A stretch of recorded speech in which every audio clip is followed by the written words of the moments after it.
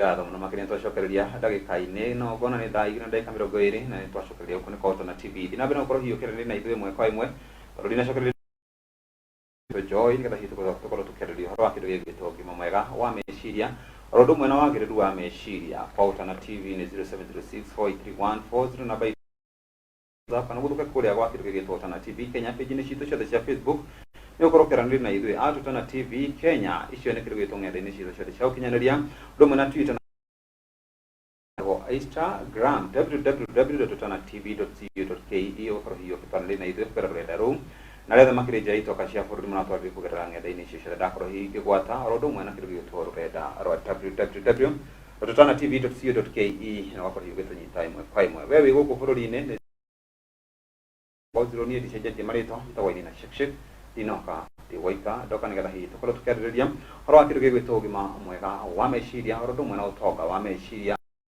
wa kĩndũ gĩgwĩtwo kana ũgima mwega wa mwĩrĩ wothe umanaga na kĩndũ gĩgwĩtwo meciria. Kwĩ mũndũ wĩrĩga kũnjĩra atĩ ũngĩciria wĩ mũrwaru koragwo wĩ mũrwaru Joy ũhoro wa rũcinĩ mwega mũno. Gĩkũyũ nĩ ũkũhota gĩothe tajaribu okay tũkĩgeithania na ũkiuge marĩtwa maku. Habari ya asubuhi, naitwa Joyce Mugure, mental health champion. Yeah, I have triumphed over mental health. Tukwenda twarie rũthiomi rũrĩkũ? Sawa nawe tũtigane ũhoro wa kĩndũ gĩgwĩtwo Gĩkũyũ. Ũndũ wa gũciarĩrwo taũni. Thank you very much. Nĩ tũgũcenjia rũthiomi rũ hanini ũjĩtĩkĩrĩ na gĩtĩo kĩnene mũno makĩria tũkorwo tũgĩcenjia rũthiomi rũ hanini tũingĩre rũthiomi rwa kĩndũ gĩgwĩtwo Kĩng'eno kana rũthiomi rwa kĩndũ gĩgwĩtwo Gĩthwaĩri na mũndũ gĩtwo Joy. Joy tiga ngeithi na kũhoya maĩ hatirĩ kĩndũ kĩngĩ anyita nĩ ũndũ wa kũrerwo taũni. Asante sana Joy. Uliniambia nisiwaite victim, neither nisiwaite survival, niwaite Survival ziko sawa lakini sisi the mental health champions tume triumph, tume manage. Looking at me, I don't think unaweza sema nakaa mgonjwa, but I live with a mental condition. It's a lifelong condition. So ni vile nimeweza manage my condition and I live positively with it. I can function at 100%. So yeah, that's why we become champions. When you have conquered mental health, umeweza kuishi nayo na uko productive, then you become a mental health champion. Champion. Yep. Champion kwa lugha ya Kiswahili labda ni mshindi au mtu ambaye labda ameweza kutoka kwa hali ya kwanza, hali ya pili na pia kutamatisha katika hali ya ushindi. Tunapoangalia katika tunapokuangalia wewe mwenyewe kuanzia juu hadi chini tunaona kwamba wewe uko timamu uko kila kitu. Then kuna pale ambapo tunasema kwamba mental challenge au mtu ambaye labda akona matatizo ya kiakili amekuwa na baadhi ya yale ambayo tunasema kwamba ana matatizo. Joy mwenyewe amepitia wapi? Kuna mambo ambayo tunaita stress. Kuna kitu ambayo tunaita depression na kuna the latter stage. Ulipitia yepi? Ulianza wapi na ni wapi tunaanzia na inachukua muda gani au muda upi? So huwa ina differ with everyone. Haiwezi kuwa tunapitia the same stage. Kuna mtu leo ataamka and amefika to suicidal stage because maybe something happened.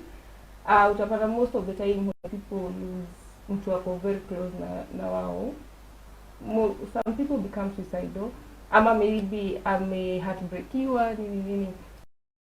It differs, but my story is a bit different because mine started, I had some, growing up, my childhood haikuwa mzuri sana. So kulikuwa na hiyo childhood trauma, although sasa haikuni affect until nilikuwa mtu mzima. Ndio sasa inaanza kuni affect. So with time and then umemaliza shule, life imeanza kuchapa nini. So sikuwa najua childhood yangu pia ina play a part in how I project things. So with time I fell into a bad depression, and I think time nilikuwa very suicidal and really seek help.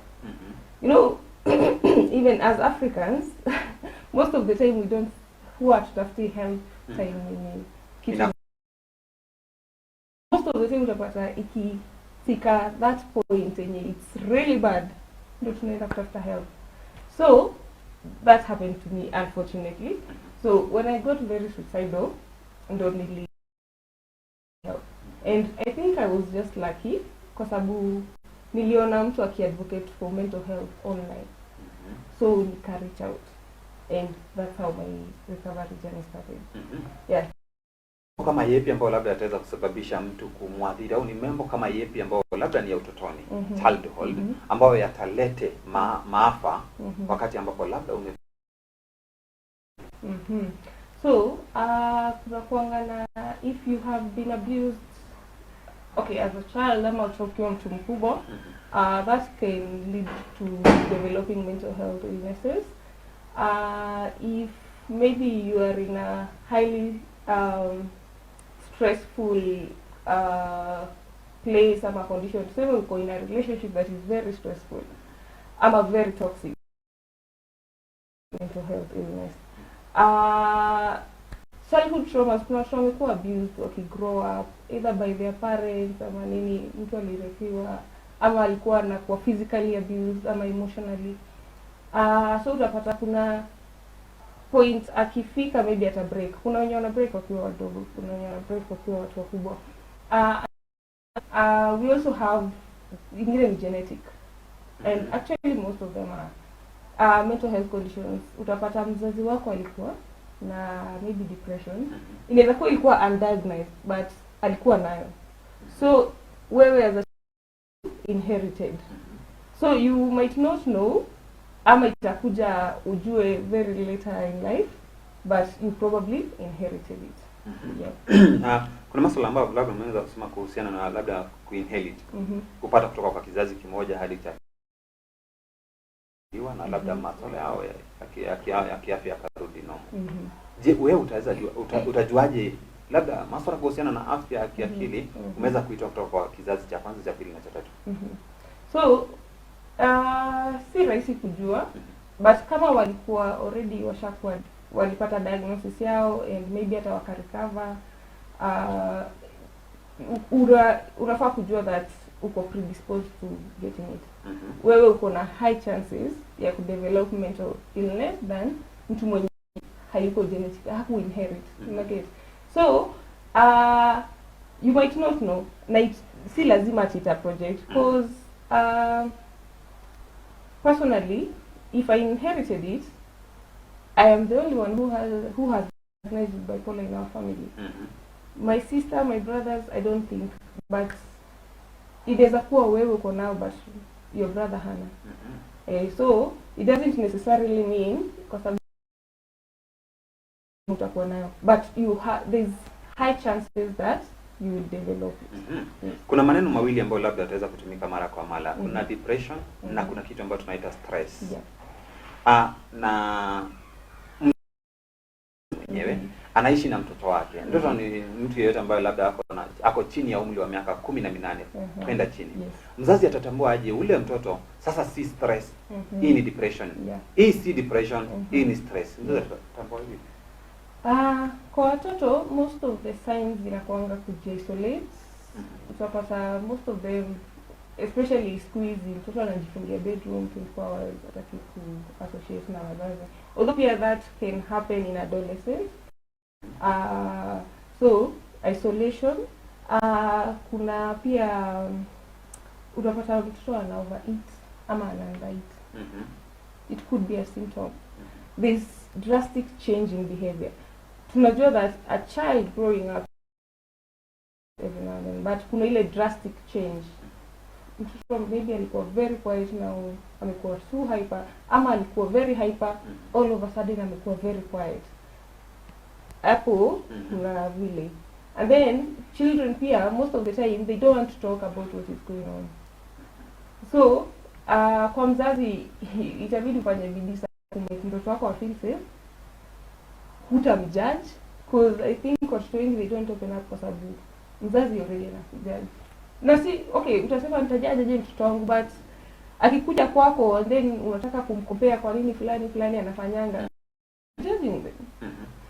Kama wewe ni mkubwa sana, kwa nini unafanya hivi? You have to put yourself in their shoes. wewe ukiwa hapo you might have behaved different and they are very different from you. So wanaweza kuwa wana behave very different. Kuna kisa ambayo labda niweza kuipata wiki. Mama mmoja mtoto wake ni kama amekomaa lakini hajatoka katika ile age ya utoto bado. Lakini nikiuliza ule mzazi ananiambia kwamba mtoto alikuwa anakojoa kwenye kitanda. So alizoea kumchapa mara kwa mara. So ule mtoto amekaa ni kana kwamba akimfanya kitu kidogo tu hivi anapotea. Akimfanya kitu kidogo anapotea. Sijui kana kwamba kuna vitu zingine ambazo labda tunazifanya sisi kama wazazi tukidhania kwamba ni njia za ni discipline au ni njia za kurekebisha mtoto. Ingawa kuwa si njia mwafaka ambazo labda utapata most of watu wakubwa sasa hivi wakigrow, trauma nyingi walipata ni from their parents. Mzazi hakumuelewa, mzazi hakuwaisikiza, mzazi never had time for them, ukuwaikaa chini hata muongee na watoto wako. I think I grew up in that phase. Kwenye wazazi wetu, you know, as long as umekula, umelipiwa school fees, uko na nguo, ni nini ingine, you know, hakukuwa na hiyo tukae tuongee. So utapata watoto wengi wanatend ku run away from their parents kwa sababu ama unachapwa hata umeanguka, umeumia, but unachapwa kwa sababu umeanguka. Unaget? So how do I trust my parent? Huyu ndo anafaa kuniprotect, kuniangalia, but siwezi mu-approach nimwambie mama nimefanya makosa. If we can be open enough, mtoto anaweza kuja ni approach aniambie nimefanya makosa fulani, and maybe nimsikize na ni try to understand. Tunasemanga be empathetic. Shoes zake. Amefail mtihani. Jaribu kuongea kwa nini amefail mtihani. Juu kimchapa uja solve issue. Unaona? So we are trying to discipline, but tunaweka nini? Gap. Tunaweka gap between us na the kids in a way that hawezi hata tu. Kuna wale wazazi ambao walikuwa kitambo. Wazazi ambao labda walikuwa wanakuchapa kwa sababu ya kufanya makosa. One, wazazi ambao walikuwa wanakuchapa kwa sababu umelia. Wazazi ambao sababu ujelia na umechapwa. You see? Na pia kuna wazazi ambao sasa ni wa kisasa, wazazi ambao labda wanasema kwamba njia labda mwafaka ni kuongea na wale watoto na mambo kama yale. Kati ya wale wazazi na wa sasa, ni mzazi mgani labda ako na tajriba au ako na uwezo rahisi wa kutambua shida za mtoto wake? It's a 50-50 kwa sababu ukiangalia kitambo pia wazazi kulikuwa na lack of emotional connection, but walikuwa available most of the time.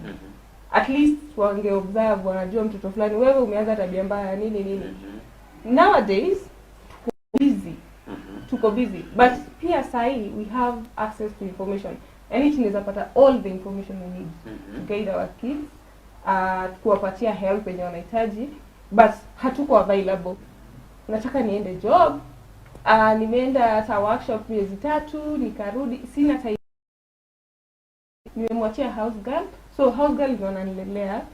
Nikikuja home I'm on my phone ama kwa laptop. So ni time gani yenye utakaa uongee na mtoto wako ama umeobserve akicheza akinini? And then pia kumekuwa na issue ya we are too lenient. Mtoto akifanya makosa, okay, unajua pia kuna ile umeexaggerate na it's not all about kuna talk else works. Isikuwa pia tunalegeza sana mpaka watoto sasa wanakuwa, and I'm saying this as a mom because mimi ni mama, niko na mtoto. So kwa sababu wazazi pia wamelegeza to understand that ule mtoto ambaye labda ako miaka ni mtoto tu. Nasema mtoto kikatiba chini ya umri wa miaka 18. So unapata kuna ule mtoto ambaye labda kidato cha kwanza cha pili analetea mamake boyfriend, anamwambia this is my boyfriend. Oh nice. You see, mamake anamu-encourage. I don't think that's wrong kwa sababu not to encourage but listening to them, and this itakupatia chance kuongea naye about it. Amekuletea ni heri huyu mwenye ameleta kuliko mwenye ana hide behind the bushes. Kwa sababu huyu utaweza kumguide, yes you have a boyfriend but you can't do A B C D, or before you do A B C D you can come to me. Sawa, unaweza kuja tuongee. Huyo mtoto mwenye hutaongea na yeye, mwenye hajakuonyesha, how do you know that they actually don't have a boyfriend?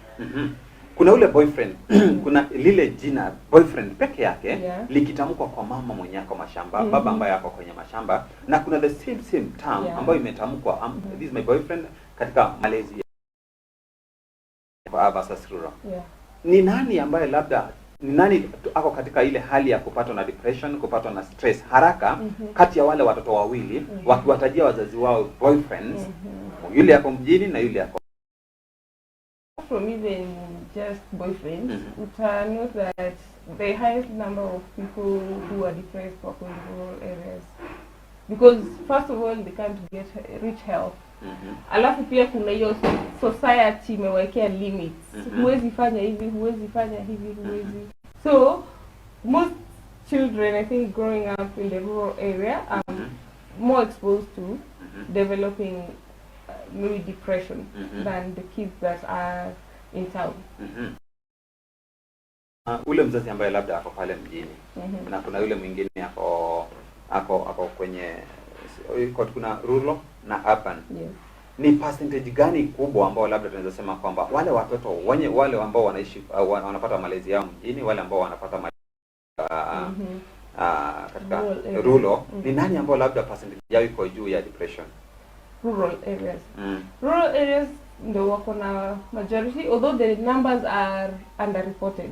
Because hata utapata rural areas watu hawaamini that wako na depression ama mental illness is a thing. Utapata hata ule mtoto mwenye anakuanga super hyper ako na labels. Huyu ni maybe jina watu upewa, hata ukiwa depressed maybe umerogwa, ni mashetani, anga huyu sijui, kichwa yake iliruka bla bla. So utapata untreated, they are unmanaged. So utapata wakigrow, they develop depression. They are easily predisposed to depression. Kuliko mtoto mwenye kwa baba mzazi atakuwa cautious. Kwa nini mtoto ana behave hivi? So it's between rural and urban. Sijui kama kuna yale maswali ambayo tunasema kwamba na tulikuwa tumeuliza hili swali. Kuna ule mtoto ambaye labda alisumbuliwa na masuala yake akiwa mtoto mchanga, yale masuala ambayo tulikuwa tunasema yatamwadhiri baada ya miaka 5, yanaweza muadhiri wakati ambapo yeye amekuwa mkubwa. Vipi? Kwa sababu utapata ukiwa mtoto grow up una develop ways to cope na hiyo maybe situation yenye iko hapo.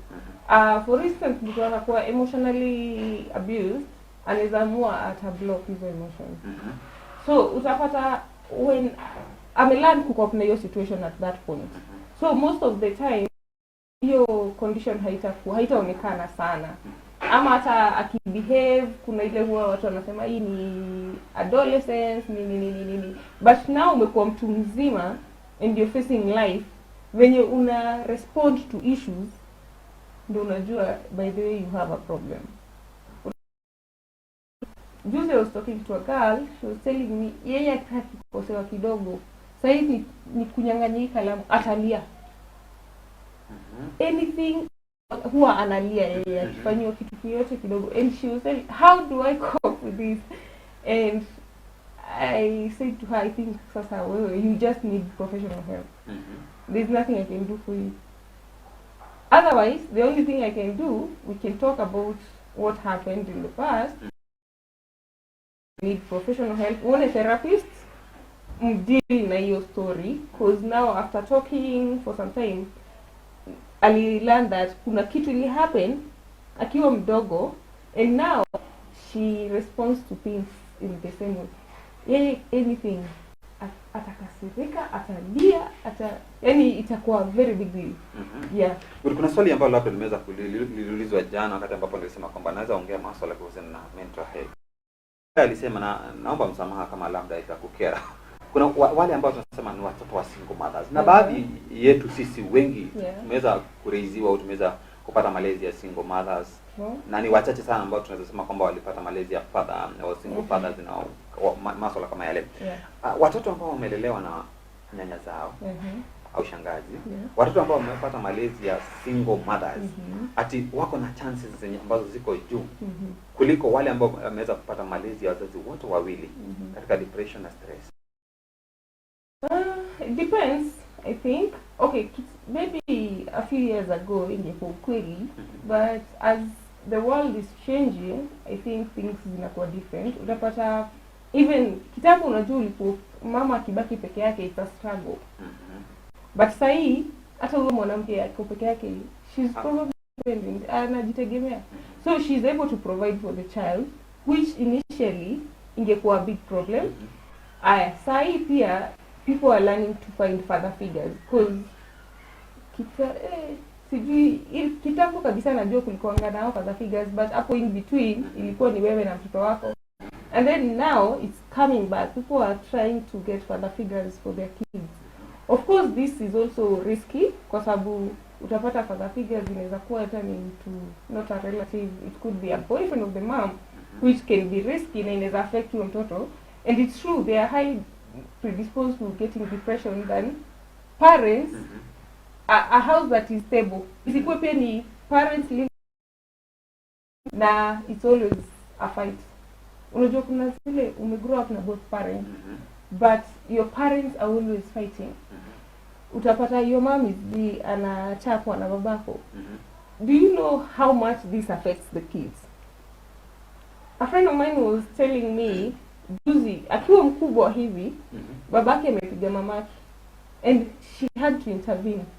How do you think that affects huyo mtoto? Amekuona ukipiga mamake. So sometimes najua watu wana find it hard, but it's better sometimes for that single parent than when a child is living in a house that parents are always fighting. Yes, and I think I have a movement for young mothers, not single mothers, young mothers, married, not married, and we need to share things that we are going through and the things that we are predisposing our kids to. Inaweza kuwa unanacha trauma kwa mtoto wako na ujui.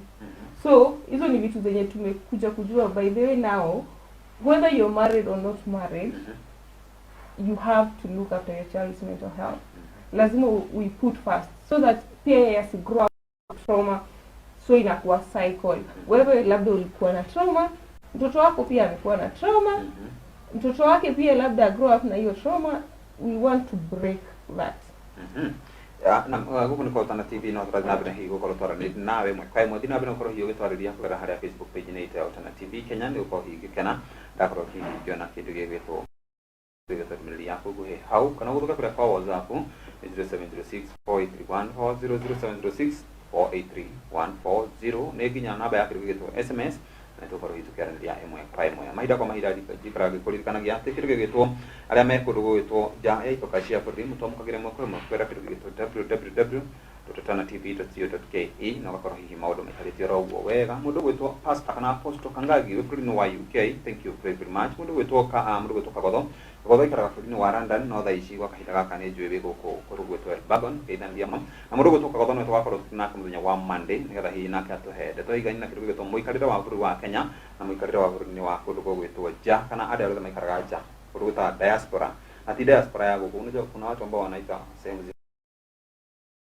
watu wa free area Morogi unasikia tunakaa diaspora si diaspora huko nchini nasema diaspora za nje ya nchi.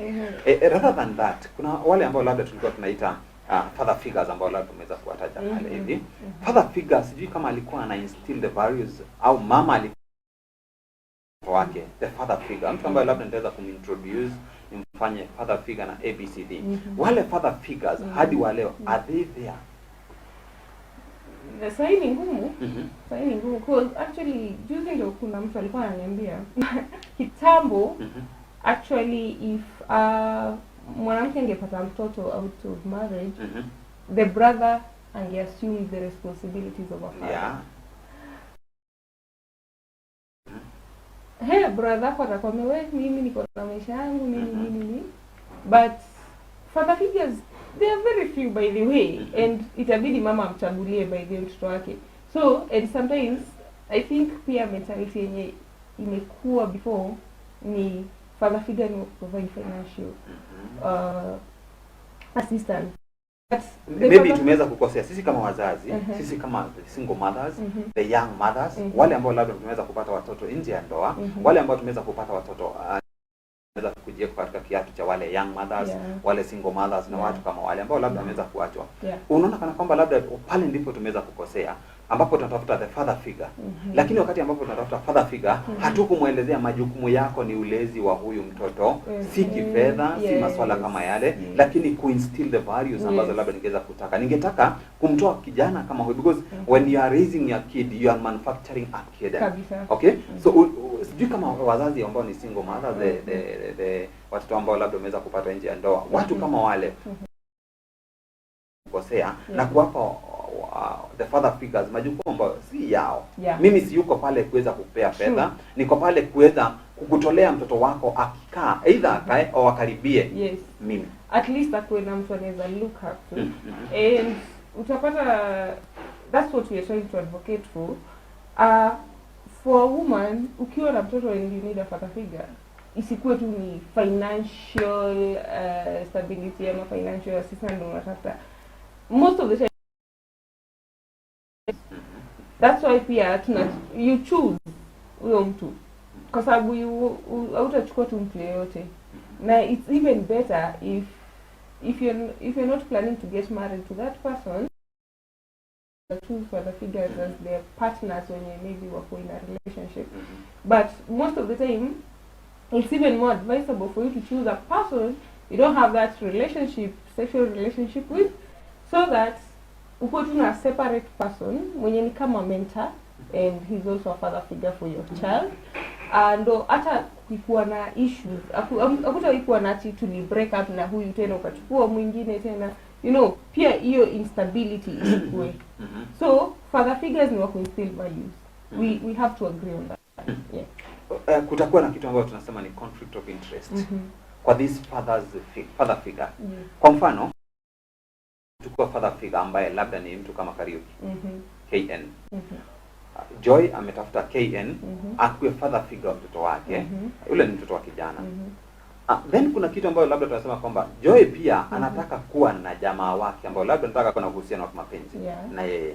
Don't you see pia pale kutakuwa na wakati ambapo labda ule baba ambaye labda ni jamaa wako anaona kana kwamba KN kuna tatizo pale. Kuna kitu always the best way ni could define who is the father figure. Exactly. Who is the father figure? Father figure ndo tunasema acha ikuwe ni mtu unataka instill values kwa mtoto. For instance, let's say na date mtu and sijui itaenda hapo wapi. So if in case we break up in future, na huyu ndo nilikuwa nimempika as father figure, trust me, he won't stay. But ataniacha mimi na ache mtoto wangu. So that is a double tragedy.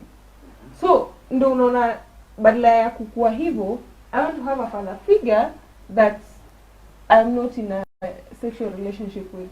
So that if anything happens between me and this, but it's different when you're married.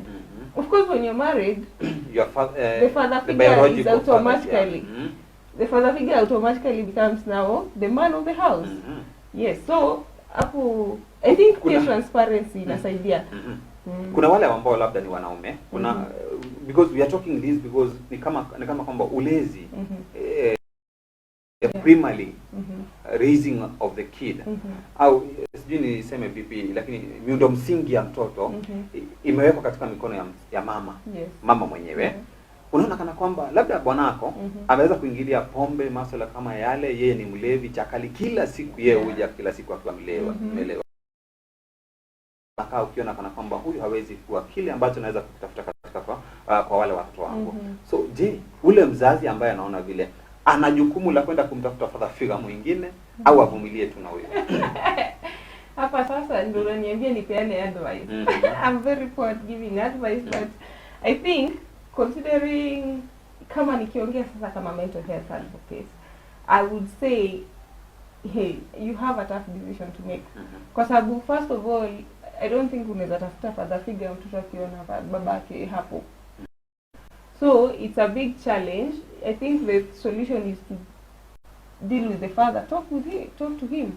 Mwambie whatever you're doing is affecting, kwa sababu kama ako addicted to alcohol, that is just a problem that can be solved. He needs to seek help. Na akikataa ku seek help, most likely mimi huona vile watu hufanya ni, if you have to find a father figure, it has to be a relative in that situation.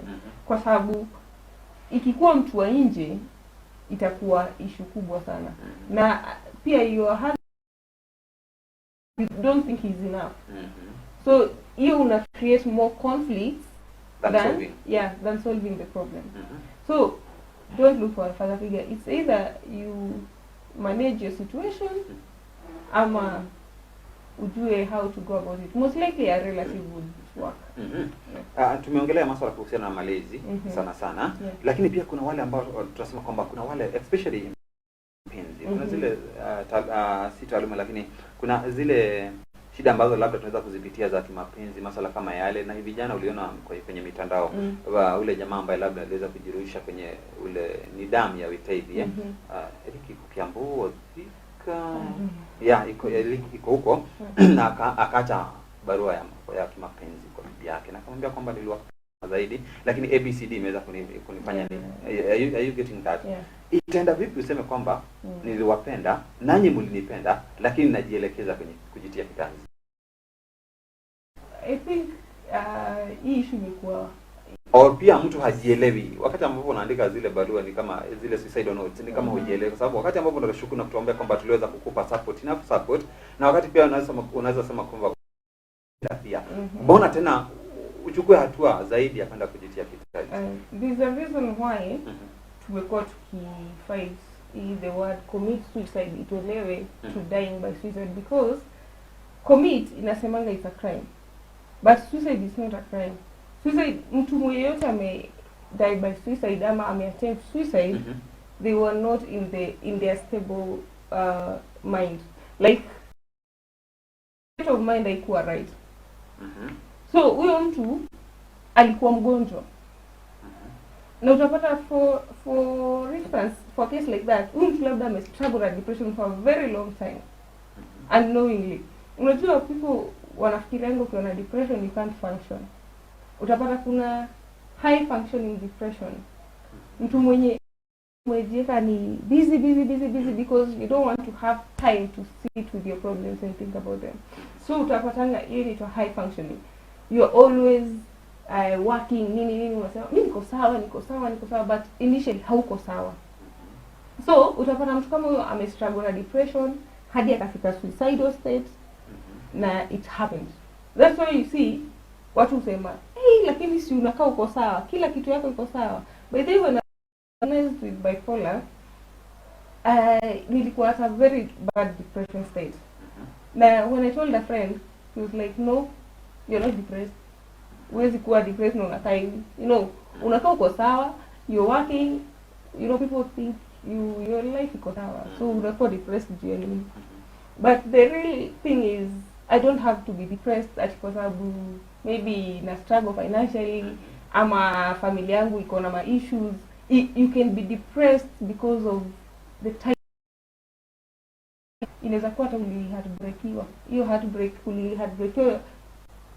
2010 ndio inakusumbua sasa hivi. Rejection. Labda wako na hasira sana. Kuna watu ambao wako na hasira. Akifanya hivi ako na hasira. Aidha akugonge au ajiondoe mwenyewe. Nasema kwamba ni yale mambo ambayo yanaweza kuyapitia. Aidha ni depression au ni stress. Sometimes kuna watu tu wako na anger issues and hiyo inaweza solviwa through anger management. Na kuna sasa anger yenye inaweza kuwa inakaa out of depression ama the things mtu alipitia akiwa mdogo. Kuna kitu maybe haja heal ama haja deal nayo. So huwa anapata outburst kwa watu wengine. Ukifanya kitu kidogo umekasirika yako. So it could be kuna kitu yenye hujai. Na hiyo kitu sasa huwa unaji-express in other ways. Na huwa iko subconscious. Unajua mtu atakaa hivi, by the way mtu atakwambia mimi hakuna kitu yenye ati inanisumbuaga ama nini. But sometimes it's in the subconscious. So wewe ama inakuwa triggered na very tiny thing, and then unakuwa na hiyo outburst. wewe mwenyewe una notice, by the way, mbona nilikasirika hivyo?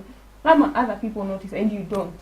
Kwa sababu unafikiria mimi nakuanga hivyo. Nimesikia watu wengi sana wakisema mimi nakuaga hivyo. Ukuagi hivyo by the way. You can manage it. Kuna labda swali lingine ambalo labda tunaweza kuulizia kwa sababu naona muda wetu pia umeweza kuyayoma. Kuna ule mtoto ambaye ni mdogo sana.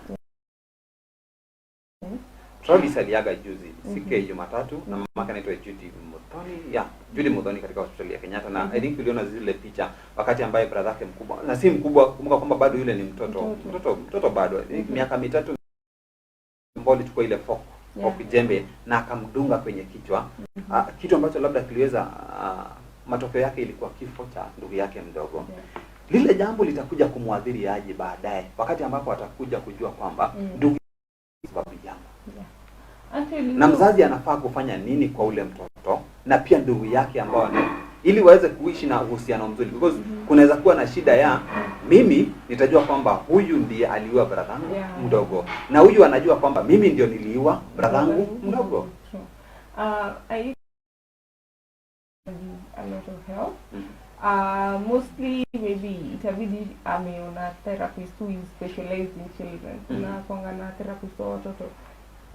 So kwa sababu first of all it's definitely itamuaffect psychologically. Kuna people uliwa brother ko ama watu wengine hawatasema, but wenye wanakutreat, wenye wanakuangalia inakuambia. Na niliona gazeti jana ikisema kwamba mamake anasema kwamba mtoto wangu alikufa kwa sababu mimi ni maskini, si kuweza kupewa the first attention. So psychologically kwa yule mama anajua kwamba alikufa kwa sababu ya uwezo wa kifedha, si kuwa na fedha kama wengine. Kwa hivyo sikushughulikiwa kwa sababu sina fedha. So number one, ile inazunguka kwenye mawazo yake. So kabla tufike kwa mtoto amekufa ni maskini, kabla tufike ndugu yake ndiye ameua mtoto, mimi mtoto wangu alikufa kwa sababu so hakukuuawa kwa akili za mama ni mtoto hakukufa kwa sababu ya ile fork ambayo ilikuwa pale. Neither hakukufa kwa sababu ya the brain damage na whatever ambayo labda inaweza kuexplain na Kenyatta. You see, alikufa kwa sababu mimi ni maskini. So tutaanza kwa mtoto, tutaanza kwa mama. Wote hatuna time ya huyu tuanze na huyu. Ni wote at the same time wadili na because unaweza pata tu mama bado ako in denial. So before toke hapo heal na mtoto pia at the same time heal, kwa sababu pia relationship yao utapata probably it's most likely itakuwa affected in future. Mama kisha overcome mtoto wangu alikufa kwa sababu hakukuwa attended to, atavuka sasa kwa walifanya. You get? So kutakuwa na hiyo blame game. So mama asipokuwa addressed, it's a problem. Mtoto asipokuwa addressed, it's a problem. They both need ASAP. Wanahitaji help. Kuna kitu ambacho tunaita political. Kuna watu ambao labda walikuwa wamesimama, waliniambia kwamba ukirusha, kama ungechukua jiwe urushe, probability ya kuanguka kwa MCA ilikuwa very high. So wengi walisimama katika vitengo tofauti katika vio tofauti ikiwemo MCA, eneo bunge, seneti na masuala kama yale. Wengi walianguka. So jinsi walivyosimama wakiwa wengi, ndio pia wengi walianguka, huku wengi wakitumia fedha zao, wengine waliuza mashamba, wengine labda ni kazi zao, wengine walitumia there is that resources zote. Na unaweza kujiuliza vipi nilianguka vipi? Nilianguka vipi ingakuwa wale ambao wote walinizunguka waliniambia ni mimi. You see, nayo pia ni mbaya sana because it can mtu anaweza jipata going to a bad depression because of that. Actually tumekuwa na program immediately during the elections and after, tulikuwa na free services ama ambao candidates wao wali lose, kwa sababu unajua pia sisi tuna invest emotions in everything, and especially politics. Utapata ulicampaignia mtu, ulimcampaignia na roho yako yote and then alianguka. This person could also be affected. So during that time tulikuwa tuna offer free therapy to either a politician mwenye alikuwa na aka lose ama mtu ambaye anafeel amekuwa affected by the loss of the candidate. And I think so it's not free, but you can still come for help utakuwa considered, utachitiwa vizuri. At PDO Kenya wamekuwa na hizo services. We have this who are dealing with that. Yes. Good. Sijui kama niko na swali lingine, labda uko na ushauri wa mwisho? Ya mwisho ni na utuambie labda ulifanya vipi ili kuweza kuepuka masuala kuhusiana na shida za. Okay. Mostly nimekuwa, I think the first step ukitaka ku deal na your mental health ni ukuwe self aware, ujijue. Kujijua ni kitu ya maana sana. Unajua kuna shida mahali. Number 2 ni kujua that ukiwa na shida you go for help, tafuta usaidizi. Kuna tunakuanga na ego yetu inatuambianga watu watakuchukulia aje ukiambiwa uko depressed. So overcome that and enda upate your help. Kama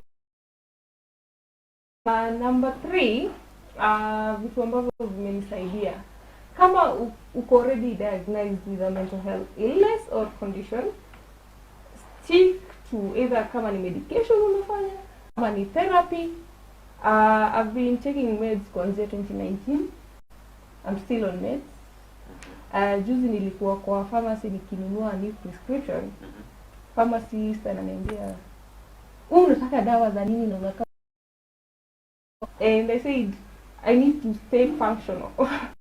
Lazima nikae nataka kukaa nikifunction. So I have to adhere to my medication. Sometimes I do therapy nikihitaji, and that's how nimekuwa hivi. That's how nimefika hapa. Otherwise probably ningekuwa nilipata a bad relapse kama ningespeak to and my psychiatrist advice. Yeah. Good. Kuna madawa ambazo labda bado unaendelea kukunywa? No. Yeah. I do still take meds. Every day.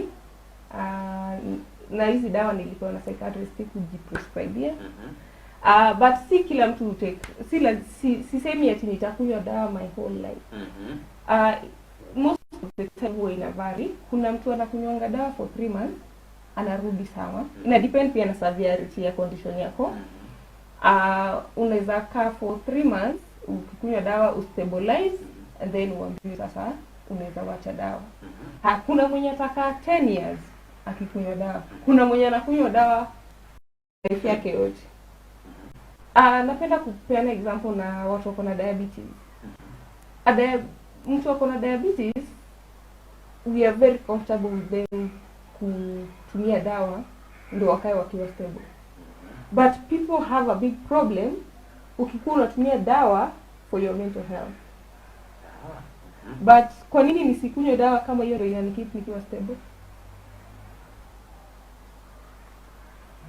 Food for thought. Thank you. Hug any dose? Yeah, it's a good dose. Thank you. A lot of hugs. Yeah. Oh, thank you very much. Say bye.